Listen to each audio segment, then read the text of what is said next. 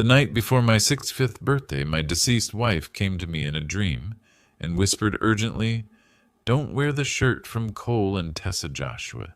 Please don't wear that shirt." I woke up in a cold sweat, my heart pounding.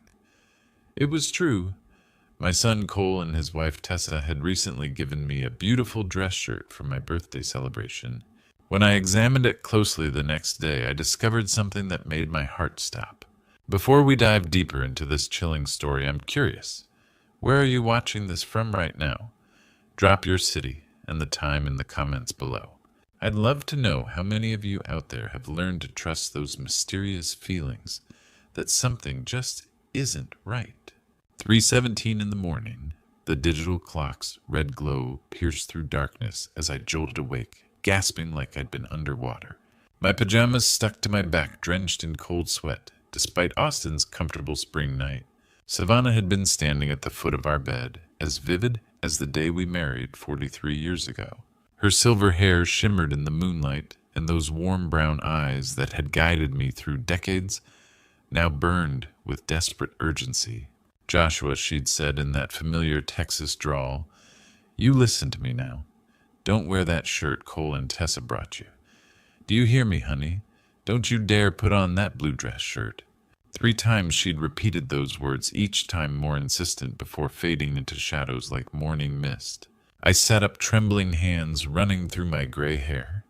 The house creaked around me with familiar sounds.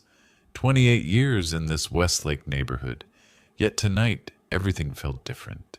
Through the window, the Hendersons' porch light cast eerie shadows across their lawn. 2 weeks ago, Cole and Tessa had arrived for Sunday dinner with their gift. The presentation was elaborate. Expensive department store box, tissue paper, the works. My daughter-in-law had been unusually animated, her blonde hair perfect designer handbag clutched like armor. "Dad, this is for your big day," Cole had announced, green eyes bright with what I'd thought was genuine affection. The shirt was stunning. Deep navy blue with subtle pinstripes, Egyptian cotton that felt like silk. Tessa picked it out special. She said it would bring out your eyes. Tessa had nodded enthusiastically, manicured hands gesturing. "We wanted something really special, Joshua. 65 is a milestone. You'll look so distinguished at the party." Now in the pre-dawn darkness, their insistence seemed different. Why had Tessa been so specific about the fabric, the fit? How it would photograph under restaurant lighting?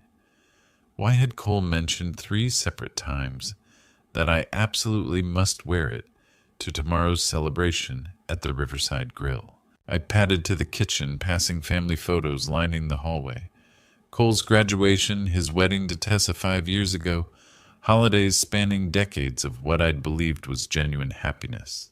At the sink, I filled a glass with water, the cool liquid doing nothing for the metallic taste of fear in my mouth. 47 years of marriage had taught me to trust Savannah's instincts, even when they defied logic. She'd warned me about business partners who later embezzled funds, about neighbors whose friendly facades hid darker intentions, about investments that seemed too good to be true. But this was our son. Outside, Austin began its slow awakening. Garbage trucks rumbled in the distance, early commuters started their engines. Normal sounds of a normal Tuesday morning, yet nothing felt normal anymore. Savannah's voice echoed with crystalline clarity, carrying the same conviction that had guided every major family decision we'd ever made together. Even in death, she was trying to protect me. When morning came, I tried to push the dream away, but Savannah's voice kept echoing in my mind as I made my way to the kitchen. The aroma of coffee and scrambled eggs filled our kitchen as Cole and Tessa prepared what they called a perfect birthday breakfast. My son moved between stove and counter, while Tessa arranged orange juice in crystal glasses, insisting on our best tableware. "Happy birthday, Dad." Cole set Eggs Benedict before me with a flourish. 65 years young today. Tessa perched on her chair, designer workout clothes, immaculate despite the early hour. Her blue eyes studied my every expression. We wanted to make this morning special before tonight's celebration. I forced a smile, though Savannah's warning still echoed in my mind. "You didn't have to go to all this trouble." "Nonsense." Cole waved off my protest, settling into his chair. Speaking of tonight, his expression grew serious, almost urgent. Dad, you absolutely must wear that blue dress shirt we picked out. It's perfect for your big day. Something in his tone made my fork pause. There was an insistence there, a pressure that felt completely wrong coming from my son. Tessa leaned forward, manicured fingers drumming against the oak table. You did try it on, didn't you, Joshua? We had it tailored specifically. The color will photograph beautifully under the restaurant's lighting. I haven't had a chance yet, I replied, carefully watching their reactions. Cole's jaw tightened while Tessa's smile seemed to freeze. Well, you should definitely do that today. She pressed her voice, carrying a note I couldn't identify. We want everything absolutely perfect for tonight. The shirt, the celebration, everything. My phone buzzed, displaying Jade's name. I welcomed the interruption. Hey, sweetheart, I answered, stepping toward the window. Happy birthday? And Daddy? Jade's warm voice eased some tension in my chest. We're 20 minutes out. Leo's been asking about Grandpa's birthday cake since we left. I chuckled, picturing my 4-year-old grandson. Tell him Grandpa can't wait to see him, too. Knox wanted me to ask about dress code for tonight. Should he wear a suit? Business casual should be fine. As I hung up, I caught Cole and Tessa exchanging a look. Brief, barely a second, but something passed between them that made my stomach clench. Everything all right with Jade? Cole asked, tone carefully casual. She's fine. They'll be here soon. I studied my son's face. When had those worry lines appeared around his eyes? When had his smile started looking so forced? Tessa cleared her throat. Joshua, about that shirt? It really would mean a lot if you wore it tonight. We put so much thought into choosing it, and Cole was so excited about surprising you. There it was again. That underlying pressure, that insistence feeling more like a demand than a request. In 35 years of being Cole's father, I'd never heard him speak with such urgency about something as simple as clothing. I remembered the Sunday they'd presented the gift, how Tessa had insisted on staying while I opened it, watching my reaction with sharp eyes. How Cole had repeated 3 times that I simply had to wear it. Of course, I heard myself saying, though every instinct screamed warnings. I'm sure it'll be perfect. Cole's shoulders visibly relaxed, and Tessa's smile finally reached her eyes. They finished breakfast with renewed chatter about evening plans, restaurant reservations, the guest list. Normal conversation that should have felt comfortable, but instead left me feeling like I was watching actors perform a rehearsed scene. After Cole and Tessa left for work, the house fell silent, and that's when Savannah's warning began to feel less like a dream and more like a premonition. The afternoon stretched endlessly, each tick of the grandfather clock echoing through the empty house. Jade wouldn't arrive until 6, and the birthday celebration wasn't until 7. Hours of solitude filled with nothing but Savannah's persistent warning. I tried reading the Austin American Statesman, but the words blurred meaninglessly. My mind kept circling back to breakfast, to the strange intensity in Cole's voice when he'd insisted I wear that particular shirt. By 3 o'clock, I couldn't stand it anymore. The walk to our master bedroom felt longer than usual. Our walk-in closet still smelled faintly of Savannah's lavender sachets, a ghost of comfort that today only sharpened my unease. The shirt hung where I'd left it 2 weeks ago, protected by a clear garment bag between my Sunday suit and navy blazer. Even through the plastic, the deep blue fabric shimmered, with quality subtle pinstripes catching light from the overhead fixture. I unzipped the bag, carefully recognizing the weight of expensive Egyptian cotton.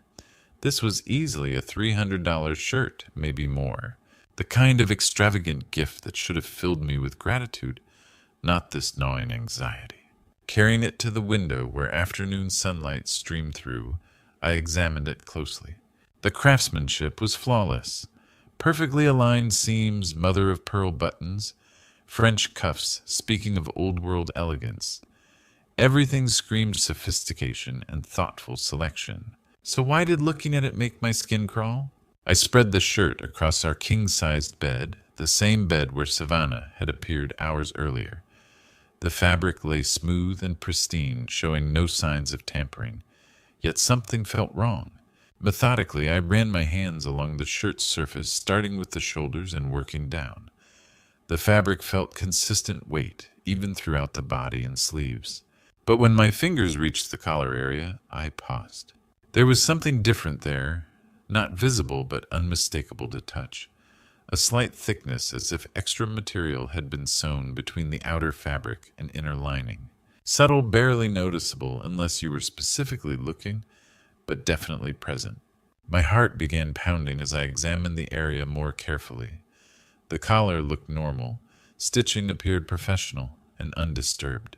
Yet that extra thickness remained concentrated in a small section just behind where the collar would rest against my neck. I stood back staring at the innocent-looking garment.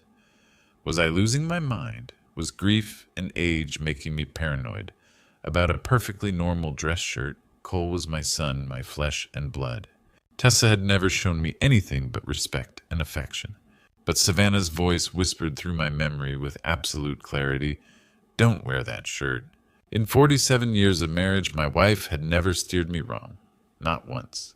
She'd warned me about contractors trying to overcharge us, insisted I get second opinions on medical treatments, convinced me to avoid business partnerships that would have cost my retirement savings. Savannah had possessed intuition that bordered on supernatural, an ability to sense danger I'd learned to trust completely. Even death, it seemed, hadn't diminished that gift.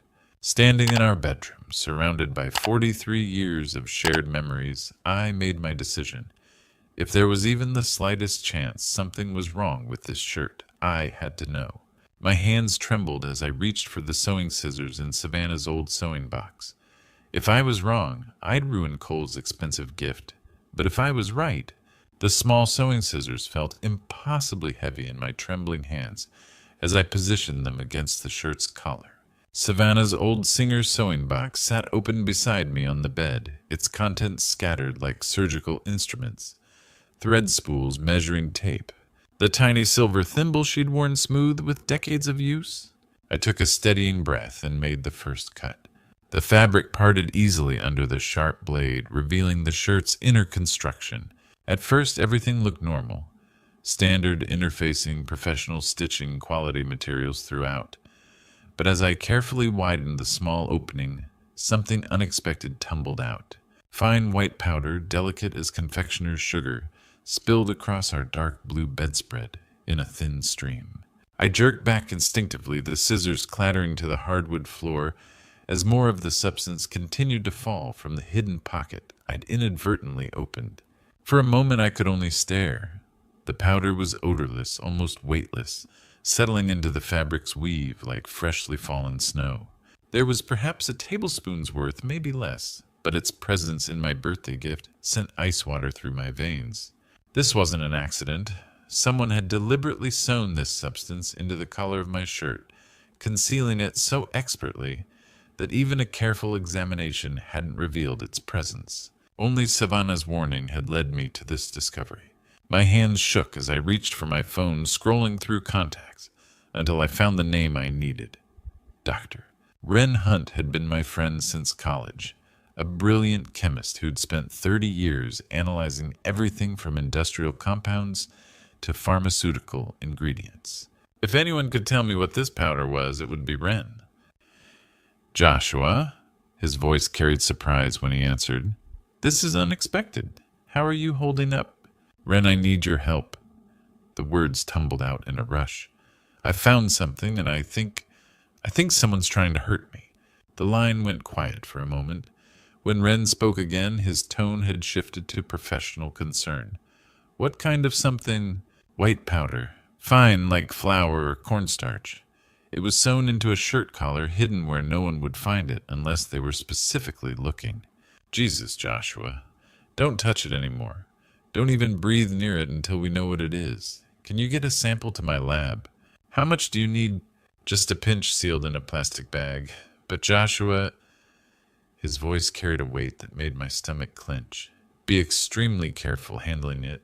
If someone went to the trouble of hiding powder in clothing, it's not baby powder." The drive to Wren's laboratory at the University of Texas felt endless, though the clock on my dashboard showed only 15 minutes had passed. I'd carefully collected a small sample using a plastic spoon, sealing it in a Ziploc bag while holding my breath. The rest of the powder remained scattered across our bedspread. Evidence of what I was beginning to understand might be an attempt on my life.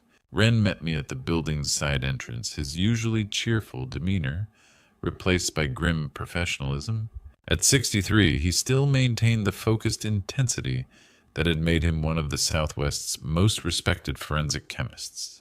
"Let me see it," he said without preamble, leading me through sterile hallways to his private laboratory. I handed over the sample, watching as he examined it under a magnifying glass before transferring a tiny portion to a glass slide. The next 30 minutes felt like hours as he worked with various instruments, occasionally muttering to himself or making notes on a yellow legal pad. Finally, he looked up from his microscope, his face pale beneath the harsh fluorescent lighting. "Joshua," he said quietly, "this is poison. Contact poison specifically designed to be absorbed through the skin when mixed with perspiration and body heat."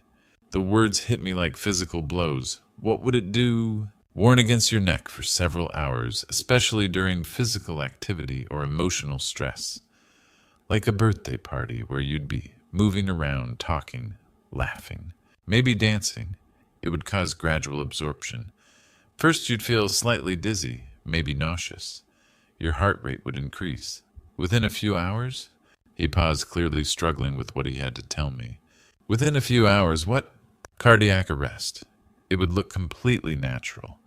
A 65-year-old man having a heart attack during his birthday celebration. No one would question it, especially if you'd been drinking wine, eating rich food, experiencing the normal excitement of a party. As Wren explained how the poison would have killed me slowly during the party, making it look like a heart attack, one thought consumed me. My own son wanted me dead. Wren didn't waste time with comfort. He pulled out his phone and dialed from memory. "Cruz, it's Wren Hunt. I need you at my lab immediately. Attempted murder. Poison. The victim is sitting right here." 20 minutes later, Detective Cruzvale walked through the laboratory doors with measured steps. Younger than I'd expected, maybe 45, with sharp brown eyes and focused attention that explained why Wren had called him first. "Mr. Ford," he said, extending a firm handshake, "before we go further, I need you to know your son Cole has been on our radar for 3 months. The words hit like a second punch. "What do you mean?" Cruz settled across from me, pulling out a notebook. "Financial Crimes has been tracking a cryptocurrency scam that cost Austin investors over $15 million. Your son lost $2.5 million in that scheme." $2.5 million? I stared, unable to process it. Cole doesn't have that kind of money. He borrowed it from very dangerous people, the kind who don't accept apologies as payment. My mind reeled. Cole had never mentioned troubles, never asked for help. How long? Initial investment 8 months ago. When the Bitcoin venture proved fraudulent, his creditors gave him 6 months to repay. That deadline passed 2 weeks ago.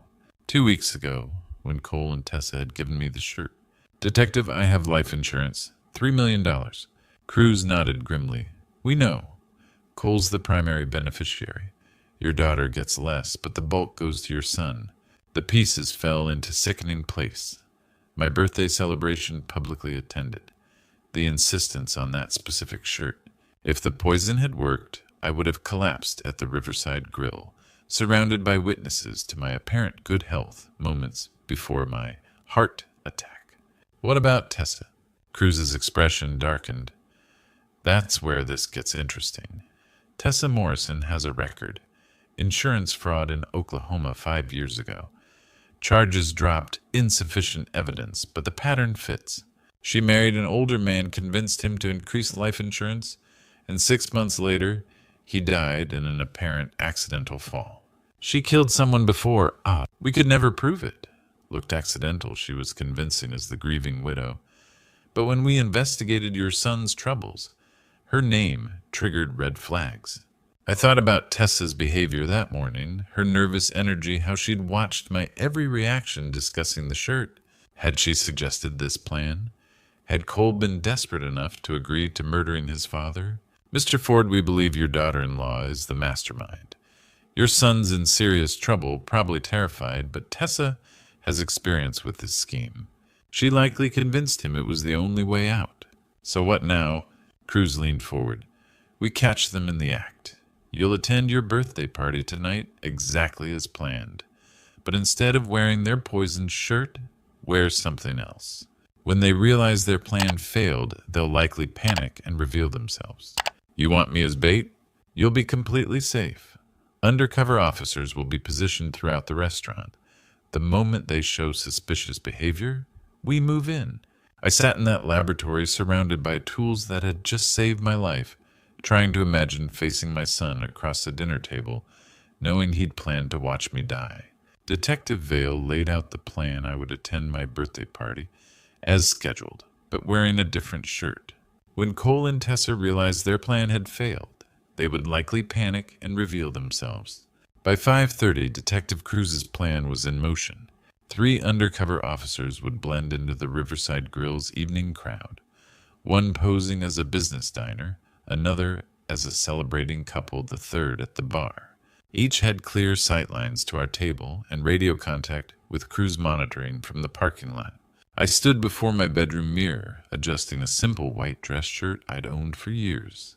It felt strange wearing something so familiar for what should have been special, but the contrast would be unmistakable. Cole and Tessa had been very specific about the blue shirt. The doorbell rang at precisely 6 o'clock, followed by little feet racing across hardwood floors. Grandpa, Grandpa. Leo's voice echoed with pure 4-year-old joy. I scooped him into a hug that felt more precious than ever. There's my favorite grandson, I said, holding him tight. I helped Mommy pick your present, Leo announced proudly. It's a surprise, but it's really, really good. Jade appeared, her auburn hair catching evening light. Happy birthday, Dad, she said, embracing me with the kind of hug that conveyed everything words couldn't. Knox followed with a wrapped package and easy smile. Looking sharp, Joshua. Ready for the big celebration? The drive to the Riverside Grill felt surreal. Leo chattered about birthday cake while Jade discussed seating arrangements. Normal family conversation that should have filled me with contentment instead felt like voices from another life. The restaurant buzzed with evening energy. Our private dining room was decorated with balloons and flowers, a happy 65th birthday banner across one wall. Cole and Tessa arrived shortly after us, both impeccably dressed, with bright smiles that didn't reach their eyes. Cole wore charcoal gray, Tessa a black cocktail dress that probably cost more than most monthly salaries. Dad! Cole's embrace felt normal, familiar. For a moment I almost convinced myself Detective Cruz had made some terrible mistake. Then his eyes found my shirt. The change was subtle, but unmistakable. Confusion followed by something like panic. Dad, he said carefully, where's the blue shirt, the one Tessa and I picked out? Oh, that, I replied lightly. I decided to go with something more comfortable. You know how I am with new clothes. Tessa stepped forward, her smile now painted on. But Joshua, we chose that shirt specifically for tonight. The color, the fit, everything was perfect for photographs. I'm sure this will photograph just fine, I said, watching as she exchanged a worried glance with Cole. More guests arrived, colleagues, neighbors, old friends who'd known Savannah and me for decades. The room filled with laughter and conversation, the kind of celebration that should have marked a milestone birthday.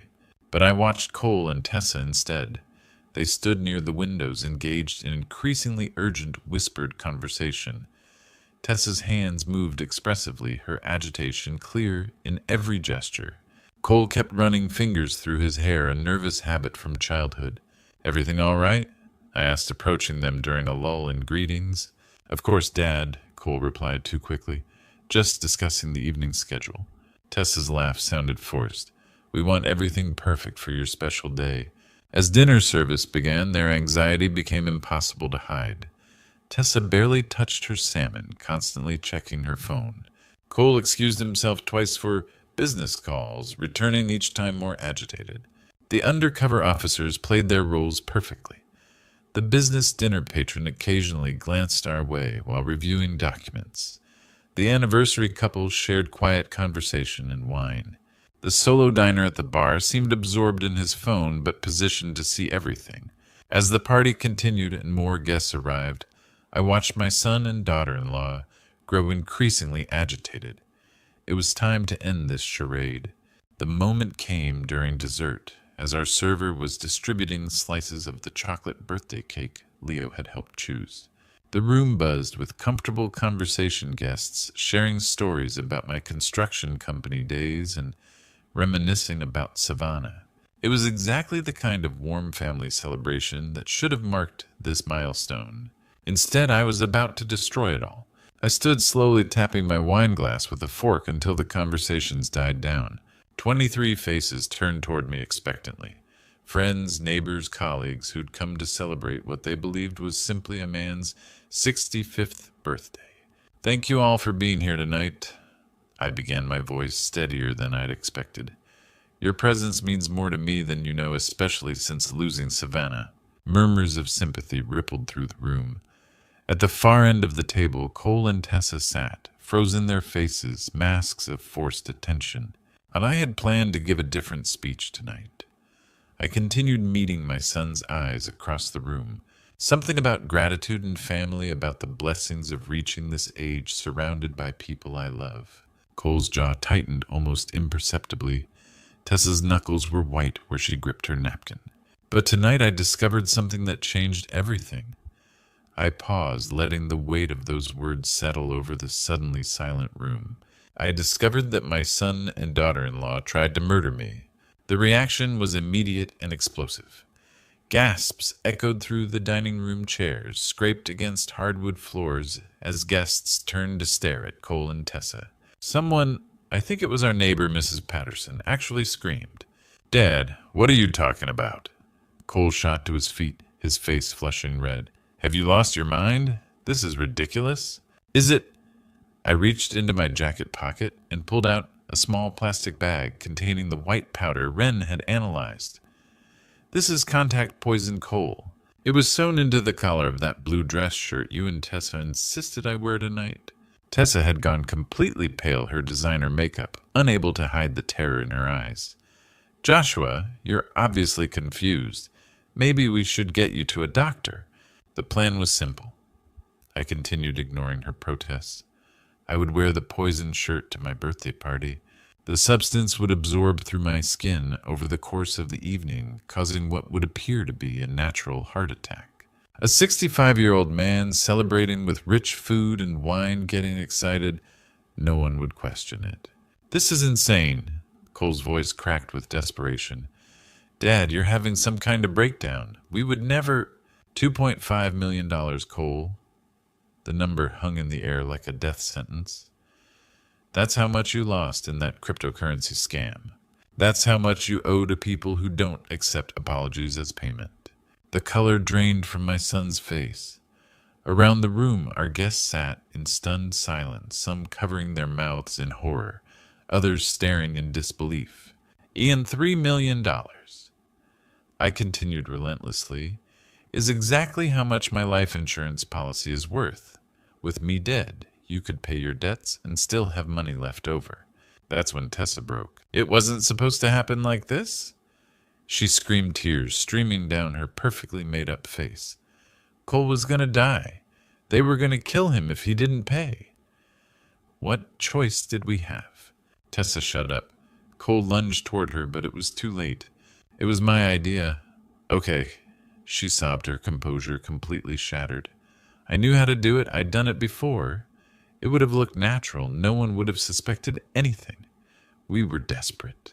"Oh!" That's when Detective Cruz and his officers entered the dining room, their badges clearly visible as they moved with practiced efficiency toward Cole and Tessa. "Cole Ford, Tessa Ford, you're under arrest for conspiracy to commit murder and attempted murder," Cruz announced, his voice cutting through the chaos. Cole didn't resist as the handcuffs clicked around his wrists, but his eyes never left mine. When the metal secured his hands behind his back, he looked at me with tears streaming down his face and whispered, "Dad, I'm sorry. I never wanted this to happen." 3 months later, I sat in Travis County Courthouse, watching my son receive his sentence. the judge's words echoed. Cole Ford, 15 years in the Texas Department of Criminal Justice. Tessa Ford, 20 years as the primary architect of this conspiracy. Cole turned to look at me before the bailiff led him away. His orange jumpsuit hung loose. He'd lost weight during the legal proceedings. Our eyes met, and I saw the little boy who used to run to me when he scraped his knee, who'd built model airplanes at our kitchen table. Tessa showed no vulnerability. She kept her chin-high blonde hair perfectly styled, despite facing 2 decades in prison, maintaining the cold composure that had nearly cost me my life. The weeks following were the darkest since losing Savannah. Jade moved in temporarily with Knox and Leo taking leave from her nursing job. "Dad, you can't blame yourself," she said one evening as we watched Leo chase fireflies. Cole made his choices. Tessa manipulated him, but he still chose to go along. I knew she was right intellectually, but kept circling back to the same questions. Where had I failed as a father? How had I missed the signs? 6 months after sentencing, I decided to visit Cole in prison. The Huntsville unit was concrete walls, razor wire, and institutional grimness. Cole looked older when they brought him to the visiting room, gray showing at his temples. "Dad," he whispered, "I didn't think you'd come. I wasn't sure I would either," I admitted. After minutes of silence, Cole began speaking in a rush, as if he'd been holding back for months. "It was never supposed to happen. I was so scared, Dad. These people weren't just threatening me. They knew where Jade lived, where Leo went to preschool. They had pictures. He told me about the cryptocurrency investment, the smooth-talking broker who'd convinced him to leverage everything. When the scheme collapsed, he owed money to people who collected debts with violence." Tessa said she knew a way out. She told me about her first husband, how it had worked before. She made it sound so simple, so clean. You'd just go to sleep at the party. "But it would have been murder, Cole," I said quietly. "Your father's murder." Looking at this broken man who'd once been my pride, I felt anger loosen, replaced by pity. "Cole," I said, reaching across to touch his hand, "I forgive you." He looked up with red-rimmed eyes. "How can you possibly forgive me?" "Because you're still my son. Because forgiveness isn't about what you deserve. It's about what I choose to carry." 2 weeks later, I drove to Austin Memorial Gardens, where Savannah rested. I brought white roses and sat on our bench. "Thank you," I said aloud. "Thank you for the warning. Thank you for saving me." A gentle breeze stirred the oak trees, and for a moment I could have sworn I felt her hand on my shoulder. Standing at Savannah's grave 6 months later, I finally understood that love sometimes means protecting those we care about, even from beyond. Today, 2 years later, I live in a small house just 10 minutes from Jade's family. Every Sunday, Leo runs through my front door with the same boundless energy calling, "Grandpa," as he shows me his latest drawings or tells me about his adventures at school. These moments have become my anchor, reminding me that life continues, that love endures even after betrayal tries to destroy it. Looking back on this true story, I realize how dangerously naive I was. For 65 years, I believed that family meant safety, that blood ties guaranteed loyalty. I trusted without question, loved without boundaries, and nearly died because of it. Don't be like me. Don't assume that sharing DNA means sharing values. Even those closest to us can harbor darkness we never imagined. The hardest lesson I learned is that sometimes the people who know us best are the ones most capable of hurting us. They know our weaknesses, our routines, our blind spots. Cole knew I would never suspect him. Tessa knew I would wear whatever gift they gave me because that's who I am, a man who trusts his family completely. But here's what I want you to understand from these grandpa stories. Betrayal doesn't have to destroy you. Yes, it changes you forever. I'm more cautious now, more aware of the shadows that can hide behind familiar faces, but I haven't let it make me bitter or closed off from love. God has a way of protecting us even when we can't protect ourselves. Savannah's warning came from beyond this world, a reminder that love transcends death, and that we're never truly alone in our darkest moments. That supernatural intervention saved my life and taught me that faith and intuition often speak louder than logic. If you're living through your own betrayal right now, Know this healing is possible. Forgiveness, real forgiveness, isn't about excusing what they did. It's about refusing to carry their poison in your heart. Cole will serve his time, and I've made my peace with that, but I won't let his choices steal my remaining years or my capacity to love. These grandpa stories aren't just entertainment. They're warnings, lessons, reminders that life can change in an instant. This true story nearly ended with my death, but instead became a testament to survival, to the power of trusting your instincts, and to the mysterious ways love protects us. Trust your dreams, listen to your gut, and remember that sometimes the most important true story you'll ever hear is the one that teaches you to question everything, even family.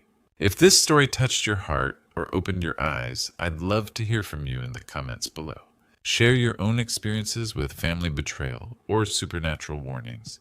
Your story might save someone else's life. And if these grandpa stories resonate with you, please subscribe to Sweet Revenge for more powerful true stories that remind us all how precious and fragile life really is. I pulled into my driveway after 2 weeks away, exhausted from the red-eye flight from Vancouver. My mother had suffered a stroke, and I'd been at her bedside through the worst of it. She was stable now, thank God, but I was desperate to get home to Margaret, my wife. She has early onset Alzheimer's, and 2 weeks apart felt like an eternity.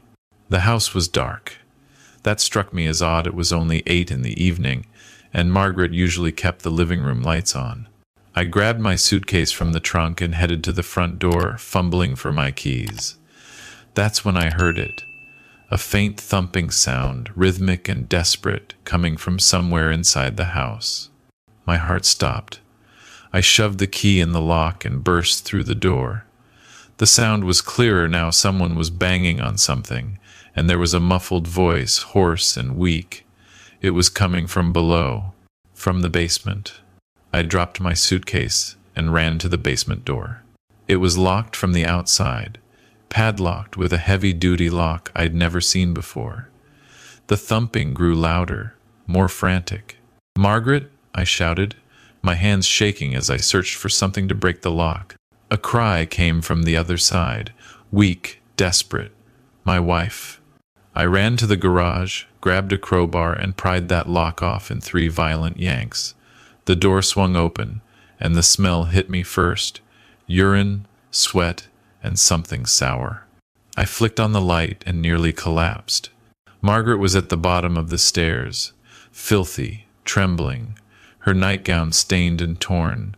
Her face was gaunt, her lips cracked and bleeding. She looked up at me with eyes that didn't quite recognize me at first, confusion and terror mixing in her expression. "Thomas," her voice cracked. Is that really you?" I was down those stairs in seconds, scooping her into my arms. She weighed almost nothing. How long had she been down here without food, without water? "I'm here, sweetheart, I'm here, I've got you." I carried her upstairs, my mind racing. Who did this? How did this happen? I laid her on the couch and grabbed my phone, dialing 911 with trembling fingers. As I gave our address to the dispatcher, I looked around the house. Everything seemed different. Furniture had been moved. There were boxes stacked in the corner I'd never seen before. Margaret's pill organizer was gone from the kitchen counter. The paramedics arrived within minutes. As they checked Margaret's vitals, severely dehydrated, malnourished, early signs of hypothermia, despite it being September, I stood there in shock, trying to piece together what had happened. "Sir, when did you last see your wife?" one of the paramedics asked. 2 weeks ago. I left her with our daughter. Jennifer was supposed to stay with her while I was in Vancouver. My mother had a stroke, and my voice broke. "Jennifer did this?" The paramedic exchanged a glance with her partner but said nothing. They loaded Margaret onto a stretcher. I rode with her in the ambulance, holding her hand, whispering that she was safe now, that I was sorry, so sorry I'd left her. At St. Michael's Hospital, they admitted her immediately. A nurse pulled me aside while the doctors worked. "Mr. Holloway," I need to ask, has your wife been locked in that basement for the entire 2 weeks you were away? The question hit me like a freight train. 14 days. My Margaret, trapped in that cold, dark basement for 14 days. I don't know, I whispered. I just found her like that. A police officer arrived an hour later. His name was Detective Morrison, Toronto Police Services, Elder Abuse Unit. Yes, there's actually a specialized unit for this. I sat in the hospital waiting room and told him everything. I'm Thomas Holloway. I'm 65, retired from a career in civil engineering. My wife Margaret is 63. She was diagnosed with early onset Alzheimer's 2 years ago. It's been progressing slowly, but she can still do most things with reminders and routine. She knows who I am. She knows our daughter. She just gets confused sometimes, forgets where she put things, loses track of time. Our daughter Jennifer is 38. She's a CPA at a mid-sized firm in downtown Toronto. She married Kyle 3 years ago. Kyle calls himself a business consultant, but I've never been entirely clear on what he actually does. He's always talking about cryptocurrency, NFTs, passive income streams. I never liked him, if I'm being honest, but Jennifer seemed happy, and that's what mattered. 2 weeks ago, my mother in Vancouver had a stroke. My sister called me in a panic at 3 in the morning. I booked the first flight out. Jennifer volunteered immediately to stay with Margaret while I was gone. Dad, don't worry about a thing, she'd said. I'll take care of Mom. You just focus on Grandma. I was grateful. Relieved even. Jennifer knew her mother's routines, knew where all the medications were, knew how to handle the confusion and the sundowning that came with the disease. I called every day from Vancouver. For the first week, Jennifer answered, Mom's fine, Dad. We're watching her favorite shows. I'm making sure she eats. Don't worry. But during the second week, the calls went to voicemail. She texted instead, Sorry, busy with Mom. She's good. Call you later. But she never called back. I tried calling Margaret directly, but her phone went straight to voicemail too. I told myself it was fine. Jennifer had it under control. My mother needed me. I stayed in Vancouver. Detective Morrison listened to all of this, taking notes. Then he asked the question that made my blood run cold. Mr. Holloway, during those 2 weeks, did you give your daughter power of attorney over your wife's affairs? No. Absolutely not.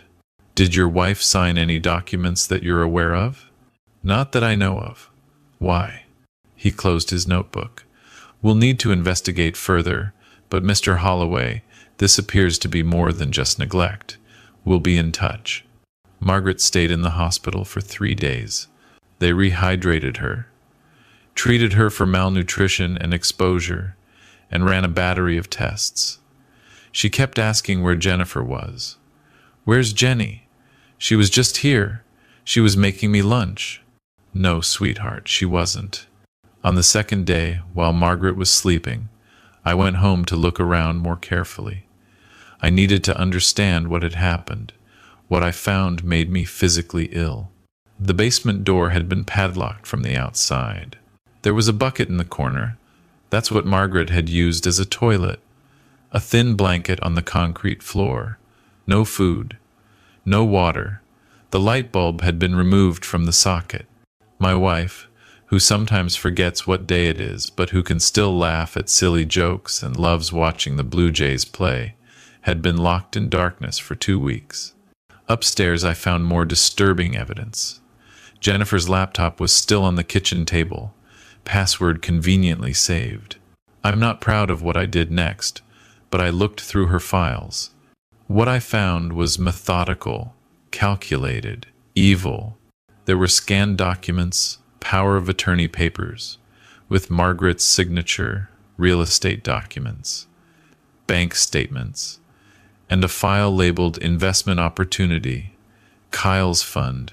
I sat there for an hour, reading through everything, my hands shaking so hard I could barely click the mouse. Here's what they'd done. The first week I was gone. Jennifer had taken Margaret to a lawyer's office, some sketchy notary in Scarborough, not our family lawyer. She'd had Margaret sign POA documents, using her Alzheimer's confusion to convince her it was just paperwork for Dad. The notary apparently didn't ask many questions. Margaret's signature was shaky, but recognizable.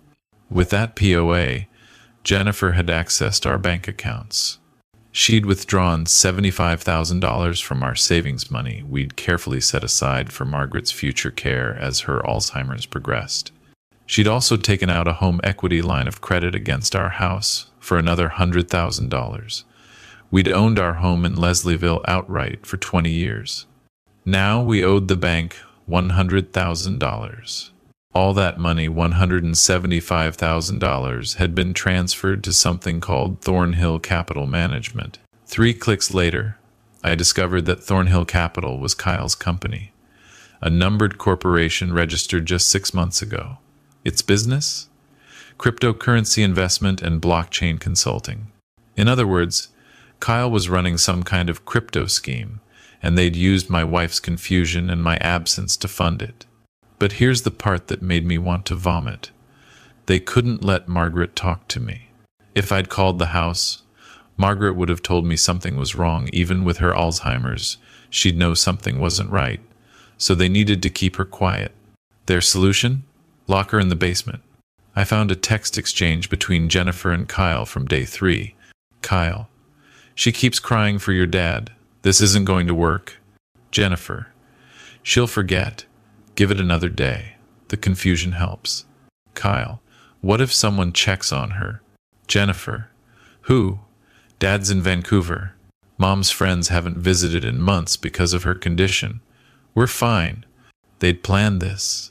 They'd knowingly locked a confused, vulnerable woman in a basement to steal her life savings. I called Detective Morrison immediately.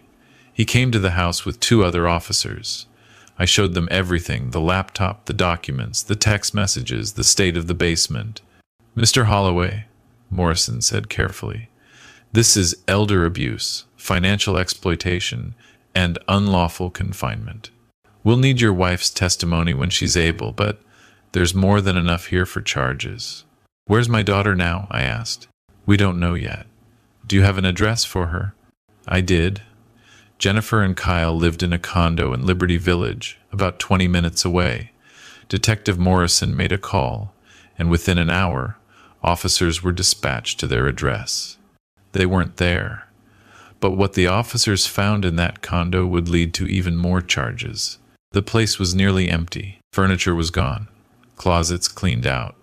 But in the trash, and this is where they got sloppy, officers found bank statements, paperwork for one-way tickets to Portugal, and a printed email from a property management company in Lisbon about a 6-month rental. They were planning to run, take the money, and disappear to a country with no extradition treaty for financial crimes.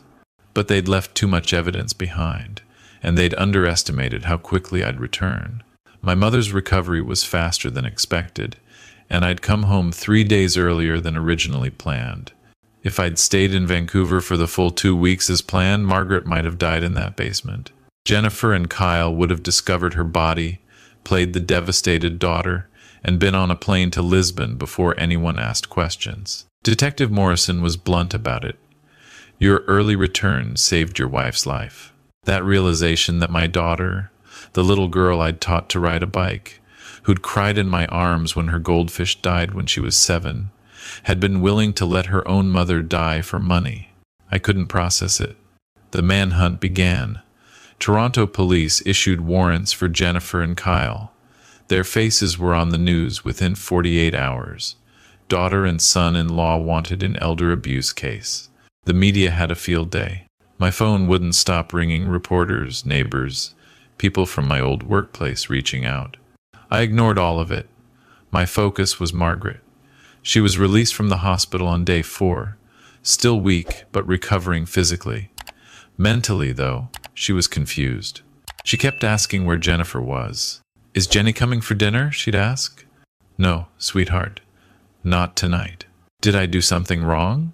Why won't she visit? How do you explain to someone with Alzheimer's that their daughter is a monster, that the woman she gave birth to, raised, and loved had locked her in a basement to steal from her. I couldn't, so I just held her hand and said, "Jenny's busy right now, but I'm here. I'm not going anywhere." On day 6, Jennifer and Kyle were arrested at Pearson Airport. They'd tried to board a flight to London, England, their first stop before connecting to Portugal. Border services flagged them immediately. Detective Morrison called me within the hour. "We've got them. They're in custody." I felt nothing.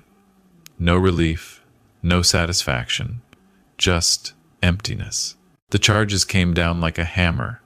2 counts of elder abuse, 2 counts of financial exploitation of a vulnerable person, 2 counts of unlawful confinement, 2 counts of fraud over $5,000, and 1 count of forgery related to the POA documents. Kyle faced additional charges related to his investment fund, which turned out to be, surprise, a Ponzi scheme. He'd taken money from at least 30 other investors, all elderly or vulnerable people, promising 40% returns on cryptocurrency trades that never actually happened. He was just shuffling money around, paying old investors with new investor money.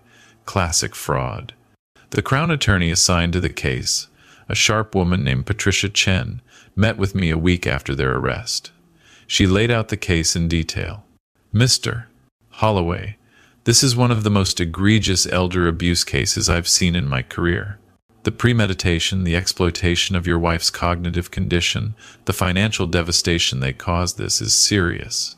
We're pushing for maximum sentences." "How long?" I asked. "Elder abuse with unlawful confinement, combined with the financial exploitation? We're looking at 8 to 12 years for Jennifer, 10 to 15 for Kyle because of the additional fraud charges." "And the money?" Patricia's expression softened. "That's going to be harder. Kyle's fund is bankrupt. The money is gone, spent, moved offshore, or paid to early investors to keep the scheme running. We'll pursue restitution orders, but I want you to be realistic about recovery." In other words, the $175,000 was gone. Our savings, our home equity, vanished into Kyle's crypto scam. I asked the question that had been haunting me. Did she know? Jennifer, did she know what Kyle was doing was fraud? Patricia opened the evidence file. Based on the emails and texts we've recovered, yes, she knew. She helped him recruit investors, including 2 of her co-workers from her accounting firm. She created fake financial statements for the fund. She was an active participant. My daughter wasn't a victim of her husband's scheme. She was a co-conspirator. The bail hearing was painful. Jennifer's lawyer argued for release, pending trial, no criminal record, ties to the community, low flight risk despite the Portugal thing. The Crown argued the opposite: clear flight risk, destruction of evidence, ongoing danger to Margaret. The judge sided with the Crown. Bail denied. Jennifer and Kyle would remain in custody at the Toronto South Detention Centre until trial. I attended that hearing. I sat in the back row and watched my daughter, in an orange jumpsuit, plead with the judge for release. She cried. She apologized. She said she'd made a terrible mistake.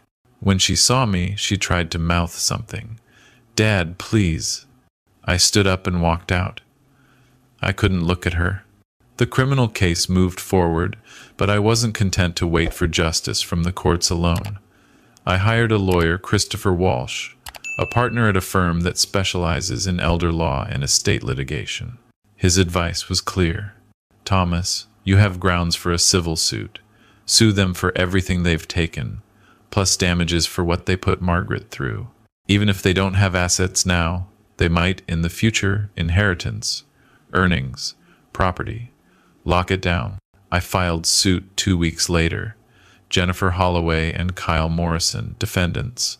Claims: financial exploitation, intentional infliction of emotional distress, conversion, breach of fiduciary duty. Damages sought: $175,000 in stolen funds, plus $200,000 in additional damages for Margaret's suffering. But there was more to do. I contacted the College of CPAs of Ontario. Jennifer had used her credentials as an accountant to lend legitimacy to Kyle's scheme.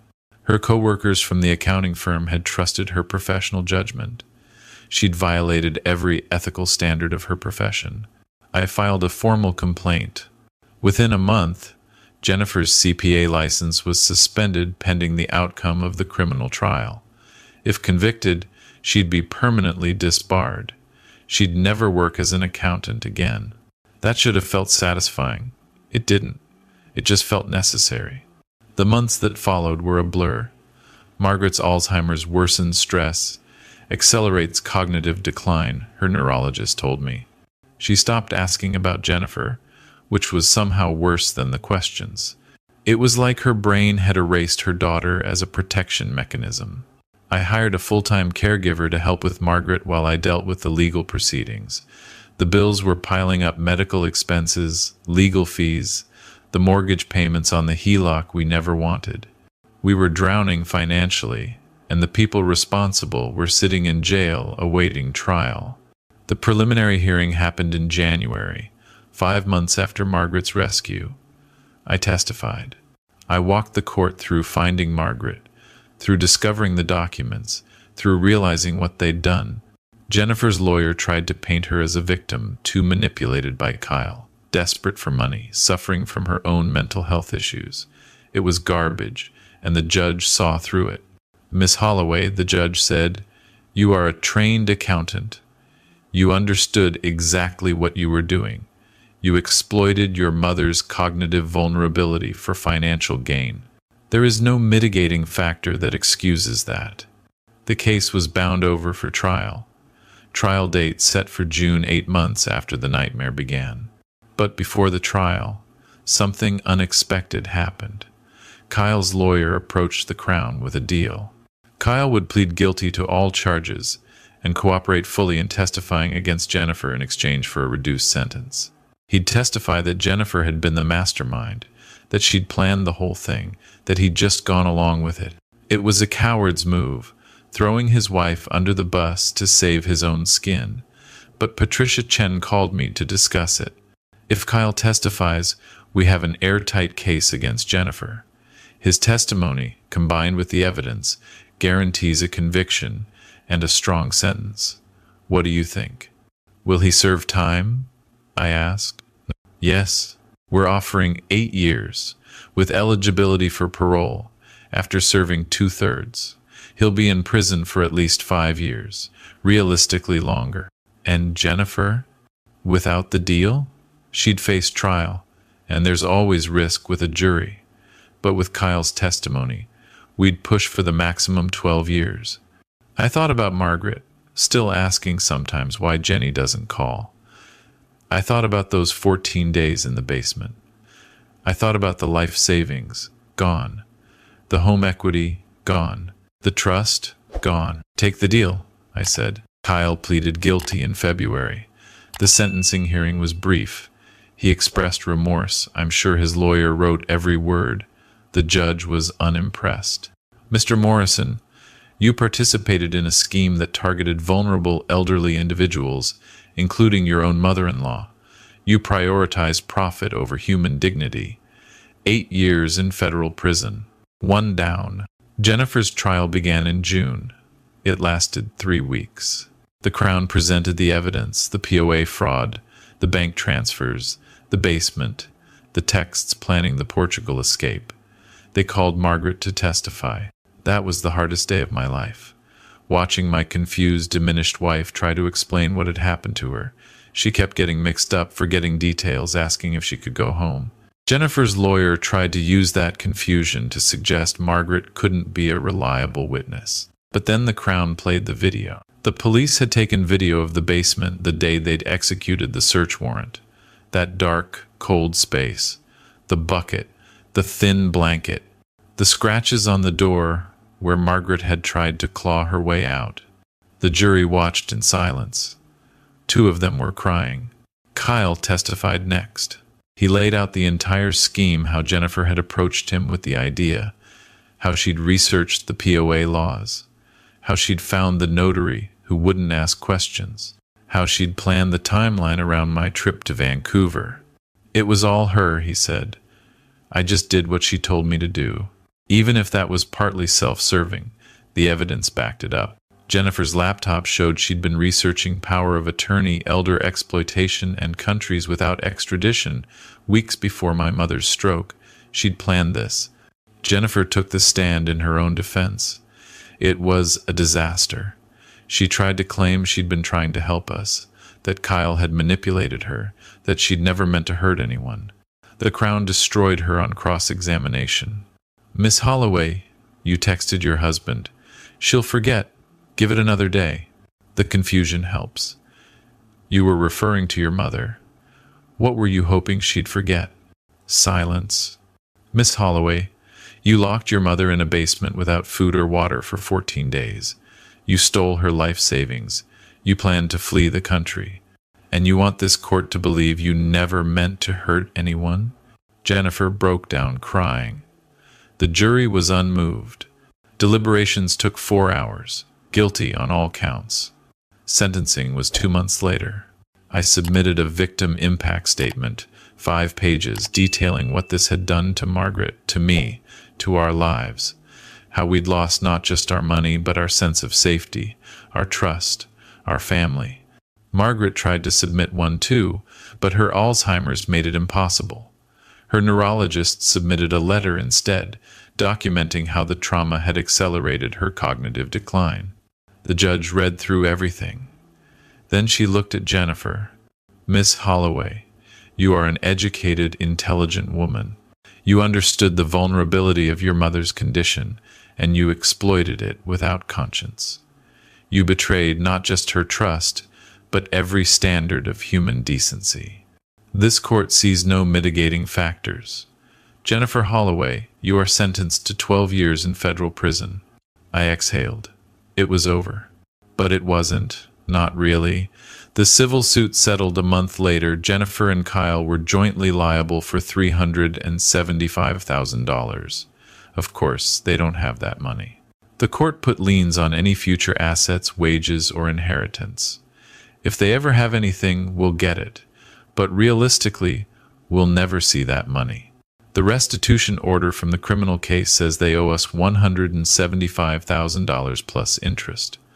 Again, good luck collecting. The house we managed to refinance the HELOC into our mortgage, but we now have payments for the first time in 20 years. We'll be paying this off for the rest of our lives. Margaret's care costs are climbing as her Alzheimer's progresses. Insurance covers some of it, but not all. I'm looking at possibly selling the house within a few years to afford memory care. Jennifer is at Grand Valley Institution for Women, about an hour west of Toronto. She'll be eligible for parole in 8 years. Kyle is at Joyceville, a medium-security prison near Kingston. His parole eligibility is in 5 years. I haven't visited. I won't visit. As far as I'm concerned, I don't have a daughter anymore. People ask me sometimes if I regret pursuing the charges so aggressively, if I wish I'd tried to work it out as a family, if I think 12 years is too harsh. Here's what I tell them. Jennifer locked her confused, terrified mother in a basement for 2 weeks. She stole everything we'd saved to care for Margaret in her final years. She planned to let Margaret die and flee the country with the money. She did all of this knowingly, calculatedly, without conscience. 12 years isn't too harsh. It's mercy. Margaret doesn't understand where Jennifer is. Sometimes she still asks. I tell her Jennifer is away for work.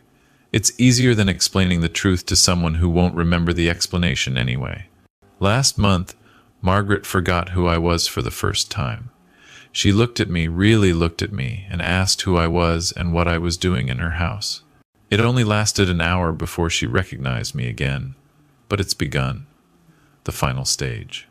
I think about that sometimes, how Jennifer stole not just our money, but our time. The time Margaret and I had left before the Alzheimer's took her completely. We should have spent those 2 weeks together. Instead, Margaret spent them in hell. That's what I can't forgive. The money can be replaced, eventually. The house can be sold. But those 14 days, And all the days after that were stolen by stress and trauma and fear. Those are gone forever. So no, I don't regret the 12 years. I'd do it again. Justice isn't about revenge, it's about accountability. It's about saying, loudly and clearly, that some things are unforgivable. My daughter learned that the hard way. I hope everyone watching this story learns it the easy way. Your family's trust is sacred. Break it, and don't be surprised when the consequences break you in return. As for me and Margaret, we're still here, still fighting, still together. That's more than Jennifer wanted for us, and it's more than she'll have for the next 12 years. And honestly, that's the only justice that matters.